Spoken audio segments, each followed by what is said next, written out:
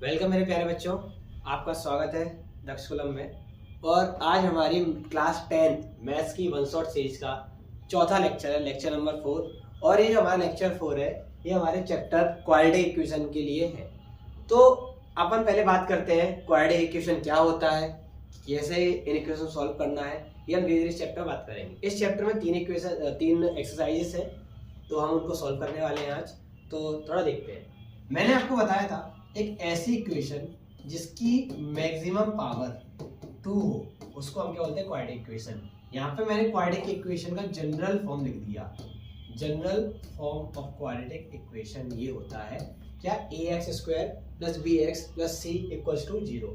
यहाँ पे हमको पता है ये एक्स स्क्वायर होने की वजह से इसको हम क्या बोले, क्वाड्रेटिक इक्वेशन। और ये इसका क्या है, जनरल फॉर्म। हमको यहाँ पे x के कोएफिशिएंट में के रूप में b दिया गया है, एक्स स्क्वायर कोएफिशिएंट के रूप में a दिया गया है, और c हमें कांस्टेंट दिया गया है। ये क्वाड्रेटिक इक्वेशन की हम बात करते हैं तो हमको यहाँ पे एक ऑब्जेक्टिव याद रखना है कि कई लोग ऐसा मानते हैं कि एक बेबी लोनियंस नाम का एक मैथमेटिशियन था जिसने सबसे पहले क्वाड्रेटिक इक्वेशन सॉल्व की थी। बट अगर हम दो पॉजिटिव नंबर्स की बात करें जिनसे सॉल्व हुआ, तो उसके लिए सबसे पहले एक ग्रीक मैथमेटिशियन थे, यूक्लिड। इन्होंने इस चीज को सॉल्व किया, क्वाड्रेटिक इक्वेशन को। ये हमारी जानकारी है इस चैप्टर की बेसिक। अब हम चालू करते हैं, मेन टॉपिक पे आते हैं कि वो क्या पढ़ना है क्या नहीं। बोर्ड में ऑब्जेक्टिव के तौर पे ये आ सकता है 4.1 से क्वेश्चन नंबर 1 में। क्वेश्चन नंबर 1 में आपको 8 क्वेश्चन दिए गए हैं, जिसमें आपको बताना है कि क्या ये दी गई इक्वेशंस क्वाड्रेटिक इक्वेशन है। हम कैसे बताएंगे, हम इस इक्वेशन को सॉल्व करेंगे और अपनी जनरल इक्वेशन से कंपेयर करेंगे। अगर ये दी गई इक्वेशन हमारी जनरल इक्वेशन की तरह बन जाएंगी तो हम कहेंगे कि नहीं, क्वाड्रेटिक इक्वेशन है। जैसे पहले वाले में लिखा हुआ है x - 1 का whole square equal to x - 3। तो देखिए क्या हो रहा है, यहाँ पे x स्क्वायर प्लस 1 माइनस का 2x, यहाँ पे 2x माइनस का 6। आप इन सबको एलएचएस में ले आइए। x square minus 2x plus 1 minus का 2x और प्लस का 6 बराबर 0। आपने इसको सॉल्व किया तो क्या बना, x square minus 4x plus 7 बराबर 0। हमारी क्वाड्रेटिक इक्वेशन क्या लिखी थी हमने, ax square plus bx plus c बराबर 0। तो इसी तरीके से दिख रहा है कि एक x स्क्वायर वाला टर्म है, एक x वाला टर्म है और एक कांस्टेंट टर्म है। तो हाँ, ये जो इक्वेशन बन के आई, ये क्या है, क्वाड्रेटिक इक्वेशन है। यस, हमको ऐसे इन इक्वेशन को सॉल्व करके बताना है कि क्या ये क्वाड्रेटिक इक्वेशन बनेगी भी या नहीं बनेगी। एक और एग्जांपल देखते हैं हम, इसका क्वेश्चन नंबर 3 देख लेते हैं। इसमें क्या है, x - 2 x प्लस 1 x - 1 और x प्लस 3। देखिए यहाँ पर हम डिस्ट्रीब्यूटिव प्रॉपर्टी की मदद से इनको इक्वेशंस को एक्सपेंड करेंगे। x का x मल्टीप्लाई करेंगे आप तो x स्क्वायर, x का 1 में करोगे x, x का 2 में करोगे 2x और माइनस का 2। यहाँ पे बनेगा x square plus 3x minus x और माइनस का 3। यहाँ पे देखिए x स्क्वायर प्लस का ये x स्क्वायर प्लस का ही कट गया। जैसे ही इक्वेशन में से x स्क्वायर कैंसिल आउट हो गया तो हम डायरेक्ट कह सकते हैं कि इक्वेशन एक क्वाड्रेटिक इक्वेशन नहीं है, क्योंकि मैंने आपको बताया थोड़ी देर पहले, क्वाड्रेटिक इक्वेशन वो होती है, द्विघाती समीकरण वो होता है जिस समीकरण की सबसे बड़ी घात, जिस इक्वेशन की सबसे बड़ी एक्सपोनेंट क्या हो, 2 हो। अब इस वाली इक्वेशन है हमारे पास, हमने 2 को एलिमिनेट कर दिया, पावर 2 वाले जो टर्म था उसको हमने एलिमिनेट कर दिया। जब हमने इस टर्म को एलिमिनेट कर दिया तो इस इक्वेशन को हम क्वाड्रेटिक इक्वेशन नहीं बोलते। तो 4.1 में ज्यादा कुछ नहीं, बस आपको यही बताना है और यही ऑब्जेक्टिव के तौर पे आता है कि क्वाड्रेटिक इक्वेशन होगी या नहीं। ये इसके बाद इसमें 4 वर्ड प्रॉब्लम वाले सवाल दिए गए हैं, उनसे भी आपको यही चीज बतानी होती है। जैसे इनमें आपको इक्वेशन बना के दिखानी है, सॉल्व नहीं करनी, सिर्फ इक्वेशन बनानी है। जैसे क्या लिखा हुआ है, इसमें पहले वाले की इक्वेशन बना के बताता हूँ। The area of a rectangular plot is 528 metre square. उसने बोला कि एक एरिया है रेक्टेंगल का, ये एक रेक्टेंगल है मान लीजिए, और इसका एरिया 528 मीटर स्क्वायर है। उसने बोला कि the length of the plot in metres is 1 more than twice its breadth, कि जो लेंथ है वो ब्रेथ से के ट्वाइस से एक जाता है। अगर मैं इस ब्रेथ को x मान लूं तो लेंथ क्या हो जाएगी, 2x प्लस 1। अब हम जानते हैं एरिया ऑफ रेक्टेंगल कैसे निकालते हैं, A L into B, L into B. अब आपका L क्या है, L आपका था, पहले हम B देखते हैं, L इंटू बी होता है बराबर 528 दिया गया है। आपने B को मान लिया x और इसके ट्वाइस से एक ज्यादा कौन है, लेंथ, तो इसका हमने ट्वाइस से एक ज्यादा क्या कर दिया, लेंथ को लिख दिया। इसके से मल्टीप्लाई करोगे 2x स्क्वायर, इसके इसमें करोगे प्लस का x और माइनस का 528 इधर आ जाएगा और इक्वल में क्या बन जाएगा, 0। तो ये बन गई इसकी क्वाड्रेटिक इक्वेशन।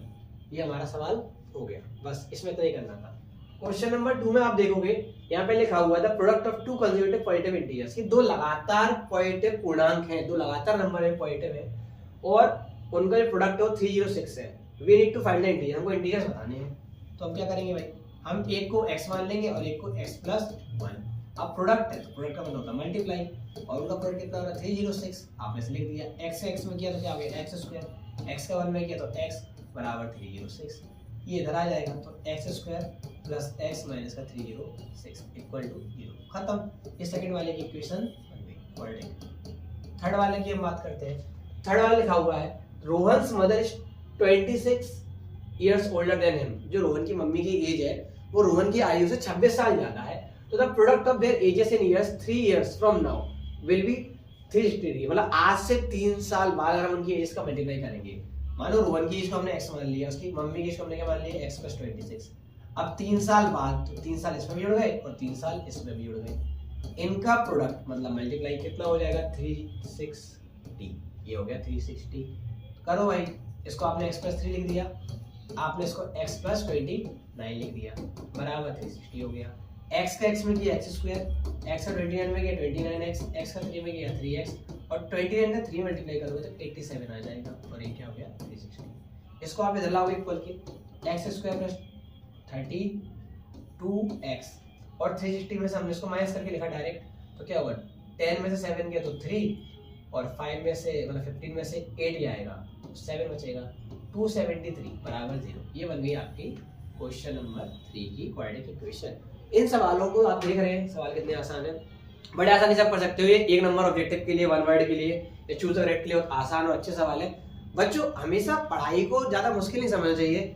आप जब सवालों को करने का प्रयास करोगे आपको सवाल जरूर आएंगे, विश्वास मानिए। बस हमें उनको पूरे मन से, दिमाग आराम से, शांति मन से करना है। अगर आप उनको करोगे तो आपका रिजल्ट जरूर आएगा। कुछ सवाल हमें टफ लग सकते हैं बट आप उनकी 1-2 बार प्रैक्टिस करोगे तो आ जाएगा।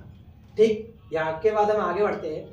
यहाँ पे एक क्वेश्चन 4 आपको ही करना है। इसकी इक्वेशन अगर आपको चाहिए होगी तो मैं आपको कमेंट में भेज दूंगा। यहाँ पे इन्होंने एक क्वाड्रेटिक इक्वेशन का जनरल फॉर्म बताया है। अभी हमने चैप्टर 2 किया था पॉलिनोमियल वाला, तो उसमें भी वो क्वाड्रेटिक इक्वेशन मिलती थी। वहाँ पे जब हम क्वाड्रेटिक इक्वेशन को सॉल्व करते तो हमारे पास 2 रूट्स निकलते थे। उन रूट्स को हम जीरो कहते थे। वहाँ पे फाइंड द जीरोस अल्फा और बीटा के फॉर्म में। यहाँ पे भी हमसे वो वही पूछने वाला है कि आपको अल्फा बीटा के रूप में उन चीजों को बताना है, बट अल्फा बीटा नहीं, सिंपल। जैसे इसने बोला find the roots of the following quadratic equation by factorisation, कि फैक्टर करके जो मेथड आप कर रहे थे फैक्टर वाला, उसी मेथड से हमें बताओ कि इनके मूल क्या होंगे। कई जगह मेरा मूल बोलते हैं, किसी जगह हम शून्यक बोलते हैं, पर है वो एक ही चीज। तो यहाँ पे देखिए यहाँ लिखा हुआ है, पहला सवाल आपको ऐसे लिखना है given x square minus 3x minus 10 बराबर 0। यहाँ पे हम क्या मान लेते हैं 1, इसका आपने से मल्टीप्लाई किया। आपको ऐसा एक नंबर से दो नंबर इनको मल्टीप्लाई करने में -10 और प्लस माइनस करने में माइनस का 3 आ जाए तो क्या होंगे वो नंबर हमारे, वो नंबर होंगे हमारे 5 और 2, माइनस का 5x और प्लस का 2x, माइनस का 10 बराबर 0। इन दोनों में से x कॉमन आ गया तो x माइनस 5 और ऐसे इन दोनों में से हम 2 को कॉमन ले लेंगे तो क्या फिर से मिल जाएगा हमको x माइनस 5 बराबर 0। तो एक बार x माइनस 5 और एक बार x प्लस 2 बराबर 0। हम क्या रखेंगे, एक बार x माइनस 5 को 0 के बराबर रखोगे तो क्या मिलेगा x बराबर 5। एक बार x प्लस 2 बराबर 0 रखोगे तो यहाँ से मिल जाएगा आपको x बराबर माइनस का 2। तो ये इसके दो रूट्स आ गए। क्या आ गए, दो रूट्स। सिंपल सा सवाल था फैक्टराइजेशन मेथड में, जैसा अपने चैप्टर 2 में किया था पॉलिनोमियल में, वही चीज हमने यहाँ पे करी। इसके आगे बढ़ते हैं हम। तो क्वेश्चन नंबर 2 देखिए, ये लिखा हुआ है, आपको गिवन डाल के लिखना है, ऐसे हमेशा दिया है 2x square minus x minus 6 बराबर 0। क्या करना है, इसका ऐसे मल्टीप्लाई, ऐसी दो वैल्यू जिनको मल्टीप्लाई करने में -12 और प्लस माइनस करने पर माइनस का 1 मिलता है। क्या होते हैं नंबर 4 और 3, 2x स्क्वायर माइनस का 4x प्लस का 3x माइनस 6 बराबर 0। तो 4 में से 3 जाएगा तो माइनस का 1 बचेगा और 4 और 3 का मल्टीप्लाई करोगे तो माइनस का 12 आ जाएगा। इन दोनों टर्म को आप देखोगे तो यहाँ पे 2x कॉमन मिल जाएगा आपको, तो यहाँ से आपको क्या मिलेगा अंदर ब्रैकेट के x माइनस 2 से 2 टाइम कट जाएगा। इन दोनों में से कॉमन मिलेगा आपको 3 और यहाँ से हम क्या मिल जाएगा x माइनस 2 बराबर 0। एक बार x माइनस 2 बराबर 0 और एक बार 2x प्लस 3 बराबर 0 और एक ऐसे आ गया। हमने एक बार x माइनस 2 बराबर 0 रखा, यहाँ से हमारी x की वैल्यू आ गई 2 और यहाँ से हमने 2x प्लस 3 बराबर 0 लिखा, तो यहाँ से हमारी x की वैल्यू आई प्लस का 3 और माइनस का और ये मल्टीप्लाई का 2 नीचे डिवाइड में आ जाएगा। ये इस तरीके से हमारा फिर से सवाल हो गया। सवाल बहुत आसान है, आप देख रहे हैं आपको सिर्फ चैप्टर 2 का जो पॉलिनोमियल वाला मेथड था जीरो फाइंड करने वाला, उसी मेथड पे डिपेंडेंट ये सवाल है। और सवाल बहुत आसान है क्योंकि हमें आता है, आपको आएगा तो सवाल बहुत आसान लगेगा और नहीं आएगा तो सवाल अटक जाओगे। बस हमको ये याद है ना, यहाँ पे जो भी एक्स स्क्वायर कोएफिशिएंट है उसका हमें दिए गए कांस्टेंट मल्टीप्लाई करना है सबसे पहले, चाहे उधर 1 लिखा हो या फिर कोई दूसरा नंबर लिखा हो। आपको बड़ी ट्रिक हर बार करनी है, आप करोगे तो आपके सवाल में गलती होने के चांसेस बिल्कुल 0 हो जाएंगे। क्वेश्चन नंबर 3 में मूव करते हैं। गिवन देखिए, क्वेश्चन नंबर 3 लिखा हुआ है √2x² plus 7x plus 5√2 equal to 0। इसका हमने इसमें मल्टीप्लाई किया, रूट और रूट क्या हो गया 2 और 5 2 क्या होता है 10। तो आपको ऐसी दो वैल्यू चाहिए इनको मल्टीप्लाई करने पे 10 और प्लस माइनस करने पे 7 हो जाए। तो वो वैल्यू भी क्या होती है भाई 5 और 2, तो 2x और 5x प्लस 5√2 इक्वल टू 0। ये आपकी इक्वेशन ब्रेक हो गई। इन दोनों में क्या होगा, √2 को बनाए कैसे आता है, अक्सर बच्चों को डाउट रहता है। हर नंबर खुद के रूट के प्रोडक्ट होता है, हर नंबर खुद के दो रूट के प्रोडक्ट के बराबर होता है। जब अगर हम 5 को लिखेंगे तो 5 को क्या लिख सकते हैं √5 मल्टीप्लाई √5। तो इस 2 के अंदर एक और रूट होगा, यहाँ पे भी रूट लिखा हुआ है, तो √2x को क्या ले लिया कॉमन, यहाँ से x बच गया, यहाँ पे हमें एक और √2 मिल गया। यहाँ पे हमने 5 को कॉमन ले लिया तो हमारे पास क्या बचा x प्लस √2 इक्वल 0। अब क्या हुआ, एक टर्म ये एक टर्म ये है, इसमें से हमको x प्लस √2 कॉमन मिल गया और यहाँ से हमको क्या मिल गया √2x प्लस 5 बराबर 0। फिर x प्लस √2 बराबर 0 और यहाँ से हमको क्या मिल गया √2x प्लस 5 बराबर 0। यहाँ से आपकी वैल्यू आ गई x माइनस √2 और ये खत्म। यहाँ से आपके पास वैल्यू आएगी प्लस का 5 इधर माइनस में जाएगा और ये √2 मल्टीप्लाई वाला डिवाइड में आ जाएगा और ये वाला आंसर भी हो गया आपका खत्म। देखिए ना कितने आसान सवाल है। ऐसे जुड़े रहिए हमसे और 10 में आपको सारे सवालों के जवाब दिए जाएंगे। बस आपको प्रैक्टिस करनी है, वीडियोस को देखना, कोई भी सवाल हो आप उसको कमेंट में पूछ सकते हैं, हम आपको एक शॉर्ट क्लिप के माध्यम से एक शॉर्ट के माध्यम से उसका जवाब जरूर सेंड करेंगे टैग करके। ठीक, इसके बाद हम देखेंगे यहाँ पे हमारे पास 2 सवाल और हैं, इन 2 सवालों को आपको खुद सॉल्व करना है, आपके पास होमवर्क में है। ठीक है, आप इसको कर लीजिएगा, नहीं है तो पूछ सकते हैं। इसके बाद हम आगे बढ़ते हैं क्वेश्चन नंबर 3। यहाँ पे लिखा हुआ है कि find 2 numbers whose sum is 27 and product is 182। हमें ऐसे 2 नंबर चाहिए जिनको जोड़े तो हमें 27 मिल जाए और अगर हम उन्हीं नंबर्स का मल्टीप्लाई करेंगे, उन्हीं 2 नंबर्स का क्या करेंगे मल्टीप्लाई करेंगे तो हमको क्या मिल जाएगा 182। अब नंबर्स आपको पता ही नहीं है, क्या कैसे बताएंगे हम, तो देखिए हमें सिर्फ कैसे लिखना है। हमारे पास वेरिएबल ही 2 नहीं मान सकते, चैप्टर 1 या 2 या किसी चैप्टर में आप 2 वेरिएबल ही मान सकते थे x और y, बट यहाँ तो आपको एक ही वेरिएबल लेके चलना है। फिर क्वाड्रेटिक इक्वेशन में क्या और बात होती है, तो वेरिएबल एक ही रहता है, x है तो x, y है तो y, s है तो s, t है तो t, जो भी वेरिएबल है वो एक ही है। तो हमको यहाँ पे एक बात समझ में आ रही है क्वेश्चन नंबर 3 में कि वो गिवन है, लेट कर लेते हैं कि लेट द नंबर, माना कि नंबर x है पहला and other number be 27 minus x, क्योंकि हमको बोला है ना उसमें भाई कि उन 2 नंबरों को जोड़ने पे 27 आ रहा है, तो अगर एक x है दूसरा क्या होगा 27 माइनस x होगा ना, उससे कम होगा, तो हमने उस चीज को लिख लिया। अब अकॉर्डिंग टू क्वेश्चन हमसे क्वेश्चन क्या कह रहा है कि इन नंबर्स का अगर आप क्या कर रहे हो मल्टीप्लाई कर रहे हो तो आपको 182 मिल जाएगा। करते हैं भाई, इसका हमने इसमें किया 27x, इसका इसमें कर दिया माइनस का x² बराबर 182 हो गया। अब यहाँ पे देखिए आपको x² माइनस का आ रहा है और ये प्लस का लिखा हुआ है, तो हम क्या करेंगे भाई, अब आपको सवाल चाहिए था कि हमने x में 27 को क्यों माइनस नहीं किया। अगर आप x में 27 को माइनस करोगे तो आप ये बता रहे हो कि x बड़ा है 27 छोटा, ऐसा कैसे हो जाएगा कि आपका जो पहले नंबर है वही बड़ा हो जाएगा आपके सम से, ये तो गलत हो जाएगा ना सवाल। तो हम क्या करेंगे, इस x² को इक्वल के उधर भेजेंगे। जब x² को उधर भेजो तो क्या बनेगा x² प्लस का 27x माइनस का और 182 तो आपके पास प्लस का है ही। अब आपको ऐसे 2 नंबर चाहिए इनको मल्टीप्लाई करने में 182 आ जाए और प्लस माइनस करने में 27। तो ये फैक्टर्स होते हैं बच्चों आपके 14 और 13। जब आप 14 और 13 को मल्टीप्लाई करोगे, दोनों माइनस के होंगे तो प्लस का 182 बनेगा और 14 और 13 जब माइनस के होंगे दोनों तो प्लस होकर 27 बन जाएगा विद माइनस का सिंबल। बस सवाल खत्म। इन दोनों से आपने x को कॉमन ले लिया, x माइनस 14, यहाँ से आपने 13 को कॉमन ले लिया, again x minus 14 equals to 0। क्या हुआ, एक टर्म ये है एक टर्म ये है, x माइनस 14 कॉमन आ गया और एक बार क्या कॉमन आ गया x माइनस 13 बराबर 0। यहाँ से एक बार आपने x माइनस 14 को 0 के बराबर रख लिया और एक बार आपने x माइनस 13 को 0 के बराबर रख लिया, तो एक बार आपका आंसर 14 आ गया और एक बार आपका आंसर 13 आ गया। आप किसी को भी ले सकते हो, 14 को भी ले सकते हो और 13 को भी ले सकते हो आंसर के तौर पे। तो हेंस करके आपको लिखना है बस, हेंस फर्स्ट नंबर इज 13 और 14 दोनों ले लिए मैंने। सेकंड नंबर क्या होगा भाई, 27 से माइनस करूंगा मैं अपने x को, तो जब 13 को 27 से माइनस करेंगे तो क्या मिलेगा हमको 14, और जब हम 14 को 13 में से माइनस 27 में से 14 को माइनस करेंगे तो हमें क्या मिलेगा 13। तो नंबर्स का पेयर बनेगा या तो हमारा 13 और 14 और 14 और 13, ये दोनों ही पेयर अपनी अपनी जगह सही है, दोनों ही आंसर सही है। ये सवाल भी इस तरीके से हो गया। क्लास थोड़ा सा आपको तेज लग रही होगी क्योंकि हमारे पास समय कम है, इसलिए हम अपनी क्लासों में ज्यादा यहाँ वहाँ की बातें ना करते हुए अपने काम की बात, अपने पढ़ाई की बात कर रहे हैं। जब ये क्लासेस नेक्स्ट सेशन में चालू होगी तो हम और भी बातें करेंगे, बट अभी हमारे लिए बोर्ड्स बिल्कुल ही पास है। तो बच्चों अभी हमारा पूरा फोकस पढ़ाई पे होना चाहिए। एग्जाम इज ए वॉर, ये वॉर है और वॉर में हमारा फोकस हमारे सामने ओपोनेंट पे होना चाहिए। और हमारा ओपोनेंट क्या है, क्वेश्चंस, हमारा क्वेश्चन पेपर, उसमें आने वाले हर क्वेश्चन पे हमें बिल्कुल फोकस माइंड से, कंसंट्रेटेड माइंड से अटैक करना है और ना अपने ऊपर हावी नहीं होने देना उस प्रेशर को। तो यहाँ बाकी फोकस ना करते हुए हमारा पूरा फोकस हमारी स्टडीज पे होना चाहिए। We are in the end game now, देखा ना end game, Avengers end game, तो वही बात है, बिल्कुल लास्ट वॉर चल रही है। थैनोस की तरह बैठा हुआ है एग्जाम पेपर सामने और हम थॉर की तरह देख रहे हैं बस कि क्या कर रहा है, वो कुछ नहीं करेगा, हमको ही आगे इस पर अटैक करना है, तभी हम विन होंगे इस वॉर में।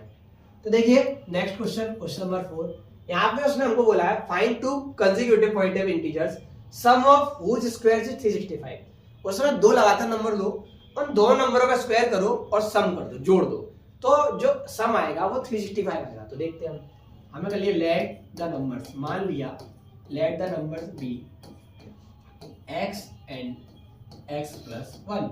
अब क्या करते हैं क्वेश्चन की x का स्क्वायर में x प्लस 1 के स्क्वायर में जब प्लस करोगे तो 365 आ जाएगा। कर दिया भाई हमने x स्क्वायर, यहाँ से a प्लस बी का होल स्क्वायर बोलेगा तो ये आ जाएगा। अब क्या करोगे, ये भी x स्क्वायर है, ये भी x स्क्वायर, प्लस हो गया 2x स्क्वायर बन गया, ये 2x आ गया, ये प्लस का 1 माइनस का 365 equal to 0, 2x square plus का 2x माइनस का 364 बराबर 0। इस पूरी इक्वेशन में 2 है तो हम क्या लिख देंगे डिवाइड बाय 2। हमने पूरी इक्वेशन को कर दिया 2 से डिवाइड कर दिया जिससे हमारी कैलकुलेशन आसान हो जाए। x square plus x minus का 182। अब देखिए ये सवाल फिर से वही बन गया जो हमारा पिछला सवाल था। तो करने में क्या याद रखना है, हमारे फैक्टर्स वही हैं 14 और 13, बस इस बार सिंबल चेंज हो गए। पिछली बार दोनों में माइनस थे बट इस बार एक जगह माइनस है, तो हमने क्या करा 14 में जब 13 को माइनस करोगे तो प्लस का 1 आ जाएगा, 14 और 13 में मल्टीप्लाई करोगे तो माइनस का 182 आ जाएगा क्योंकि हमारा एक टर्म माइनस का है। इन दोनों में से क्या कॉमन आ गया x प्लस 14, इन दोनों में से क्या कॉमन आ जाएगा 13, तो यहाँ से फिर से क्या बचेगा ब्रैकेट के अंदर x प्लस 14 और एक बार x माइनस 13 इक्वल टू 0। हम पार्टीशन लगाएंगे x प्लस 14 बराबर 0, x की वैल्यू हो जाएगी माइनस का 14 और x माइनस 13 बराबर 0, तो x की वैल्यू हो जाएगी 13। अब आप लोग कहोगे सर क्या भैया कि ये तो हमारा आंसर सेम है, कोई सा भी ले ले पहले की तरह, नहीं, बुक ने हमसे क्वेश्चन में बोला साफ साफ कि नंबर है वो पॉजिटिव है, तो पॉजिटिव नंबर लेना हमको सिर्फ ये वाला, ये हमारे आंसर के लिए जाएगा और हम इसको क्या कर देंगे नेग्लेक्ट, क्योंकि ये माइनस का है हम इसको छोड़ देंगे। तो क्या हुआ सवाल है वो देखिए, आपने लिया टेक x इक्वल टू 13, तो फर्स्ट नंबर आपका क्या बन गया 13 और जो सेकंड नंबर है वो क्या बन गया आपका 13 प्लस 1 मतलब 14। तो इस बार आपका नंबर्स का पेयर बना हो 13 और 14 बना। समझ में आया, सवाल भी आसान था पहले की तरह ही। नेक्स्ट ट्राइंगल वाला सवाल है, ये इंपॉर्टेंट सवाल है बच्चों, इसको बिल्कुल ध्यान से समझने का प्रयास करना। समझ में ना आए तो आप तो वीडियो है ये, तो आप इसको एक दो बार रिपीट भी देख सकते हो। तो इसमें दिया गया है एक राइट एंगल ट्राइंगल है। क्या है, एक right angle triangle, right angle triangle है ये, राइट एंगल ट्राइंगल है। उसमें बोल रहा है the altitude of right angle triangle is 7 centimetre less than it's base. अगर ये बेस है उसके बेस से 7 सेंटीमीटर कम उसका एल्टीट्यूड, मतलब लंब है, इसको हम लंब बोलते हैं, इसको आधार बोलते हैं, आधार से 7 सेंटीमीटर छोटा। आधार को x माना तो इसको x माइनस 7 मानना पड़ेगा, बेस को x माना तो हाइट को हमने x माइनस 7 मान लिया। और उसने बोला कहता हाइपोटेनस 30 सेंटीमीटर, इसकी वैल्यू से 30 दे दी। तो उसने बोला फाइंड द टू साइड्स, हमें इन दोनों की वैल्यू बतानी है। यहाँ पे क्या लगेगा, पाइथागोरस थ्योरम। कैसे, तो देखिए हमें लेट कर लेगी कि let the base is x centimetre and altitude is x minus 7 centimetre. हमने मान लिया कि जो हमारा बेस है वो 7 सेंटीमीटर है और एल्टीट्यूड हमारा x माइनस 7 सेंटीमीटर है। By Pythagoras theorem, by PGT, Pythagoras theorem से हम जानते हैं कि h का square p square plus b square के बराबर होता है। तो बस सिंपल, h की वैल्यू जो 13 दी है, यहाँ पे आपको लिखना पड़ेगा इन राइट एंगल ट्राइंगल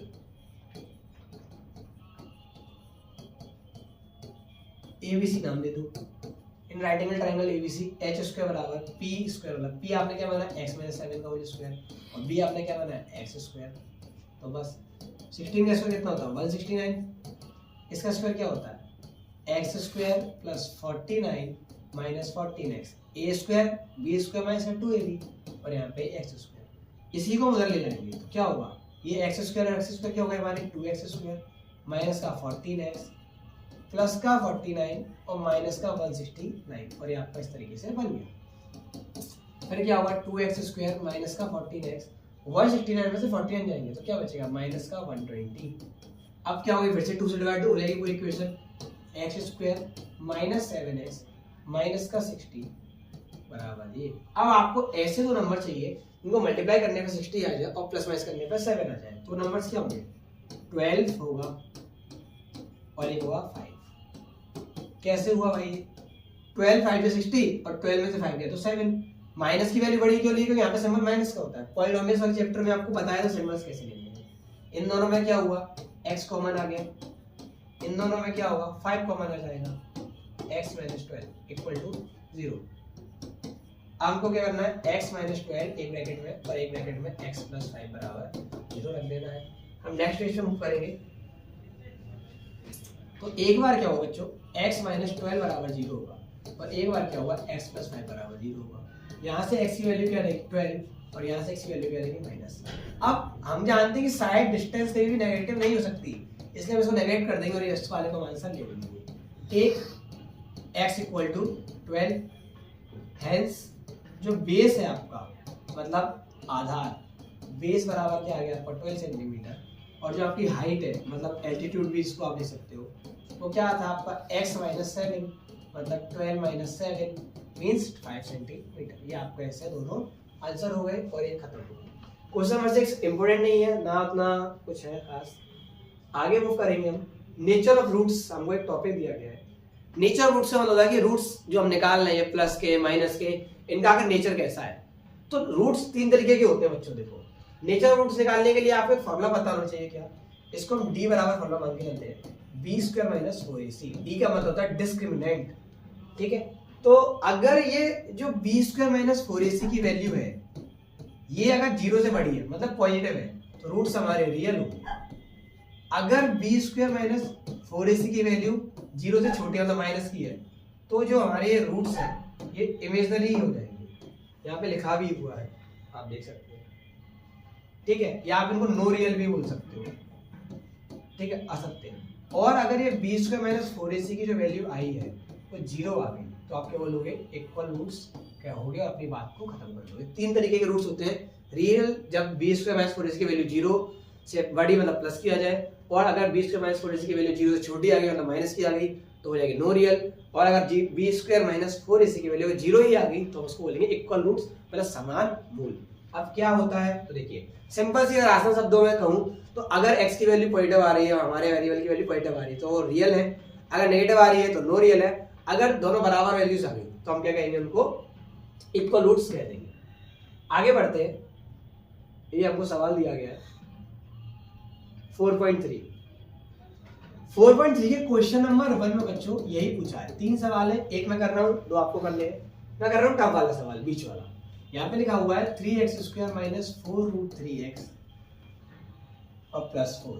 आपको इसको सॉल्व करना है और बताना है कि इसके जो रूट्स है वो रियल है या नो रियल है, इक्वल है। अगर सवाल ने बोला अगर रियल रूट है तो रियल रूट निकालो, सॉल्व करो, मतलब फैक्टराइज करके बताना पड़ेगा फिर आपको। और पहले तो सिर्फ बताना है कि रियल है भी या नहीं। हम क्या लिखेंगे, on comparing it with general equation. अब जनरल इक्वेशन क्या है, जो स्टार्टिंग में लिखी थी मैंने, ax² bx + c = 0। तो a की वैल्यू क्या है 3, b की वैल्यू क्या है -4√3 और c की वैल्यू क्या है 4। ये तीन हमारी एबीसी आ गई। अब हमको लिखना है डी का फॉर्मूला। फिर डी का फॉर्मूला क्या था, b² - 4ac। b मतलब बेटा ये -4√3 का स्क्वायर, 4a मतलब 3 और c मतलब 4। 4 का स्क्वायर कितना था 16, √3 का स्क्वायर 3, 4 4 जा 16 और 3 जा 48। तो 48 - 48 दैट इज 0। तो आपकी जो d की वैल्यू आई है 0 आई है, तो आप क्या लिखोगे, hence b² - 4ac = 0। So roots are equal. तो बच्चों देखा, यहाँ पे हमारी वैल्यू 0 आ गई। जब वैल्यू 0 आ गई तो क्या हुआ, हमारे रूट्स हम क्या बोल सकते हैं, इक्वल रूट्स। तो इसमें आपको निकालना नहीं है, आगे सवाल ये खत्म हो गया। अगर ये रूट्स की वैल्यू प्लस की आती तो हम जैसे फैक्टराइज कर रहे थे वैसे आपको फैक्टराइज करके इसका आंसर भी निकालना पड़ता, बट अभी तो ऐसी भी बात ही नहीं है, तो सवाल यहीं पे खत्म हो गया। इस क्वेश्चन नंबर में 3 सवाल दिए गए थे, 3 में से एक मैंने कर दिया, 2 आपको करने हैं। दोनों सवाल इजी हैं, एक में नो रियल रूट आएगा और एक में रियल रूट आएगा। नेक्स्ट क्वेश्चन मूव करते हैं। क्वेश्चन नंबर 2 हमको दिया गया है, सवाल ने हमसे पहले से बोला कि ये रियल रूट ही है। आपको सवाल है इसमें रियल रूट ही है, आपको बस k की वैल्यू बतानी है। तो क्वेश्चन नंबर 2 का मैं सेकंड वाला सवाल कर रहा हूँ। तो हमको गिवन है, उसने बोला kx x - 2 + 6 = 0। मतलब इसका जो आंसर है वो पहले से उसने बोल दिया रियल रूट है। आपको रियल रूट बताना है, कैसे बताओगे भाई, हम इसको नॉर्मल करेंगे तो क्या होगा, kx² 2kx + 6 = 0। फिर हम वही बात लिखेंगे क्या, on comparing it with general equation. सामान्य समीकरण से तुलना करने पर सामान्य समीकरण क्या है आपका, ax² bx + c = 0। a की वैल्यू क्या आ गई आपकी k, b की वैल्यू क्या आ गई आपकी -2k और c की वैल्यू क्या आ गई आपकी 6। अब उसने पहले से बोल दिया d = 0, मतलब b² - 4ac = 0। तो आपको लिखना है b की वैल्यू क्या है 2k, तो -2k का स्क्वायर 4, a की वैल्यू है k और c की वैल्यू है 6। 4k² 6 4 जा 24k = 0। होगा क्या, ये 24 उधर जाएगा प्लस में, इस k से ये कट गया, k की वैल्यू क्या आ गई 24/4 दैट इज 6। तो आप लिख सकते हो k = 6। आपका रूट क्या है 6। ये आपको बस लिख देना है, आपका आंसर हो गया। सिंपल सा सवाल था। पहला सवाल आपको करना है क्वेश्चन नंबर 2 का फर्स्ट और आपका आंसर हो जाएगा। ठीक है, मूव करते हैं हम अगले सवाल पे अपने।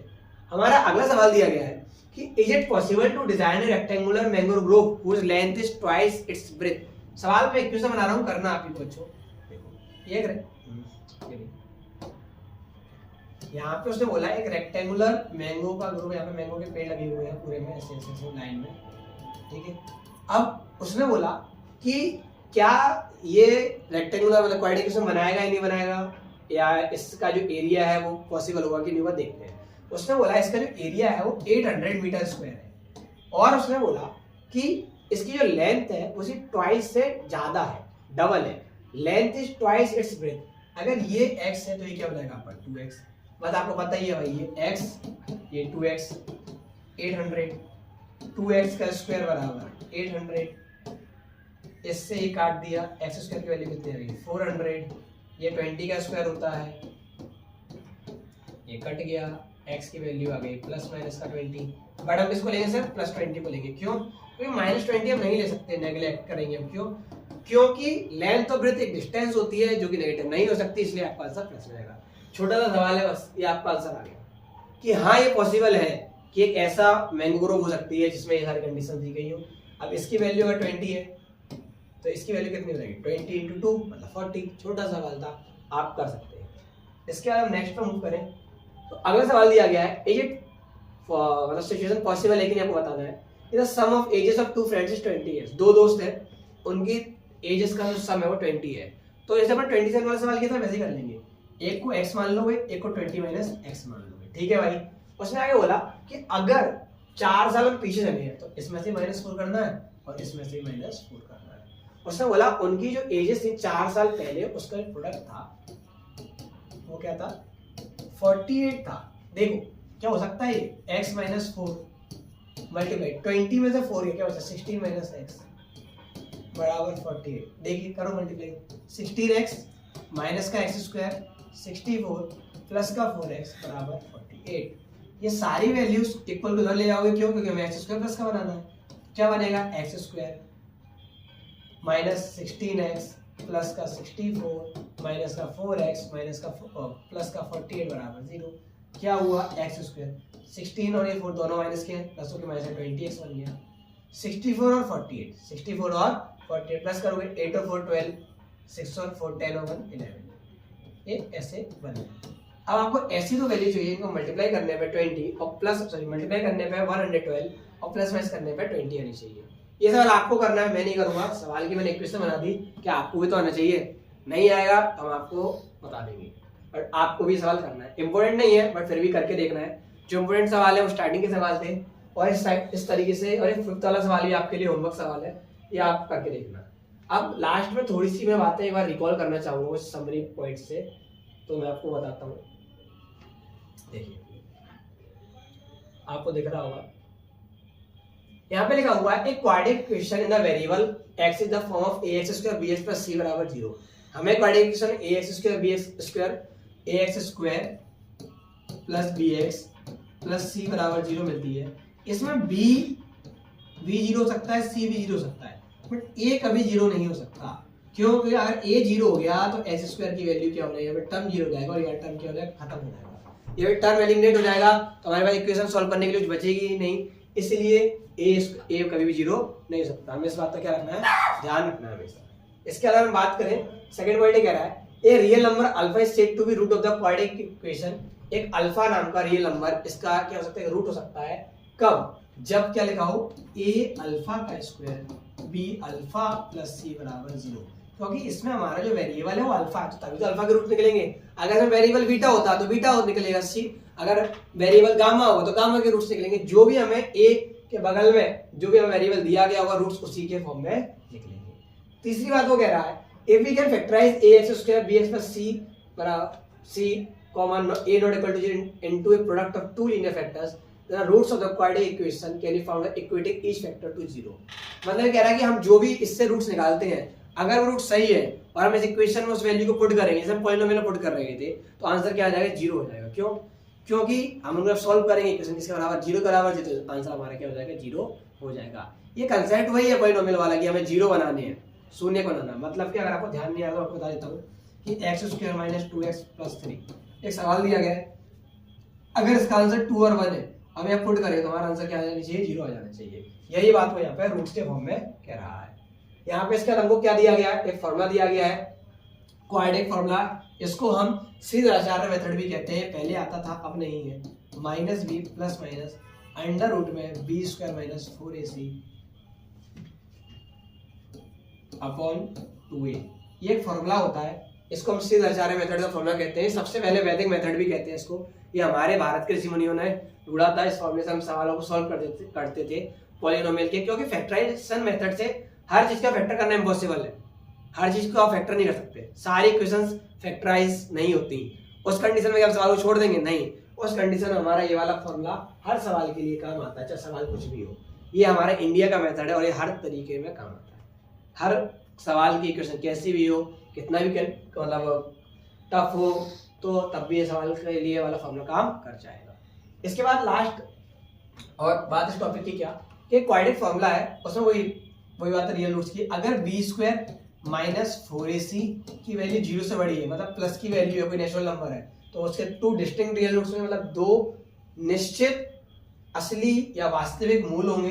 अगर b² - 4ac की वैल्यू 0 है तो क्या होगा, तो 2 संपाती मूल होंगे, जिनको आप बराबर मूल भी कह सकते हैं, समान मूल भी कह सकते हैं। अगर b² - 4ac की वैल्यू नेगेटिव में जा रही है, नेगेटिव इंटीजर्स के फॉर्म में जा रही है, तो 2 अवास्तविक मूल हमको मिलेंगे। 2 ही क्यों मिलेंगे, क्योंकि x की पावर 2 एक क्वाड्रेटिक इक्वेशन है। इस तरीके से चैप्टर खत्म हुआ। तो बच्चों आप हमसे इस तरह से जुड़े रहिए, इन सवालों करते रहिए। Thank you very much.